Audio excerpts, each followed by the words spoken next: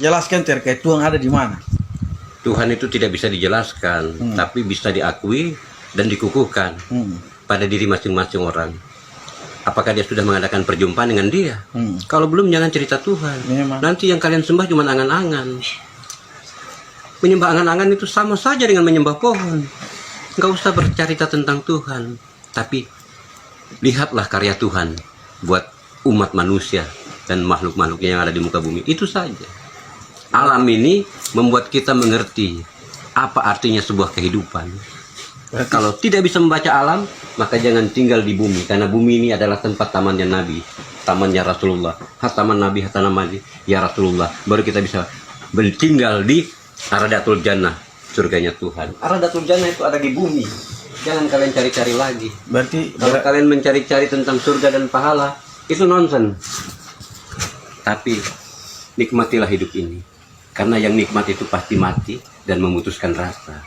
Setiap nikmat pasti, kata dasarnya mati, menikmati. Nah, itu. Yang enak-enak itu pasti mati.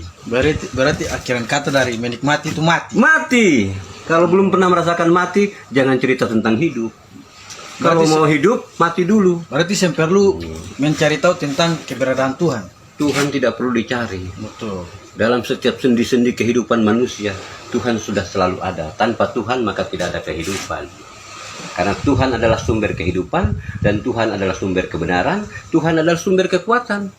Tanpa Tuhan tidak ada kekuatan. Seluruh nabi-nabi juga punya kekuatan dari Tuhan. Kalau, hei Musa, belahkan tongkatmu ke laut itu, maka laut itu akan terbelah. Bukan tongkat Musanya, tapi kuasa Tuhannya. Sepakat. Karena pemilik kekuasaan. Sepakat. Pemilik kekuasaan cuma Allah yang punya kudrat dan iradat. Barang siapa makhluk yang sudah mempunyai kudrat dan iradat, maka dia bisa melakukan sesuatu sesuai kehendaknya. Dia punya kuasa dan dia punya kehendak. Apapun yang dia kehendaki terjadi, maka terjadilah. Kalau itu sudah dimiliki oleh insan-insan manusia yang suci, nah kalau di zaman sekarang sangat sulit. Walaupun kiai, ulama-ulama besar juga sulit mendapatkan itu, karena mereka sudah terpengaruhi oleh berbagai macam teknologi, ya kan? Mereka sudah tidak bisa membaca lagi tentang keadaan alam ini. Kalau dulu tanpa teknologi, bintang sudah menjadi mata pelajaran buat mereka. Pasang surutnya air laut sudah bisa menentukan. Panas teriknya musim hujan atau segala macam. Itu bisa ditentukan dari pasang surutnya air laut. Tidak perlu lagi mereka membuka aritmatika atau fisika segala macam. Kepastian ada dalam dirinya dan Tuhan. Siapa yang mengenal Tuhan, maka dia akan memiliki kepastian hidupnya.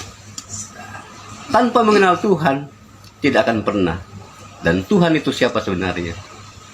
Cari tahu itu Tuhan itu siapa. Kalau kamu bisa bertemu dengan Tuhan, maka selesailah riwayat. Tidak ada lagi kitab-kitab yang akan dimunculkan dalam dirimu. Karena kitab yang asli adalah dirimu sendiri. Itu adalah kitab.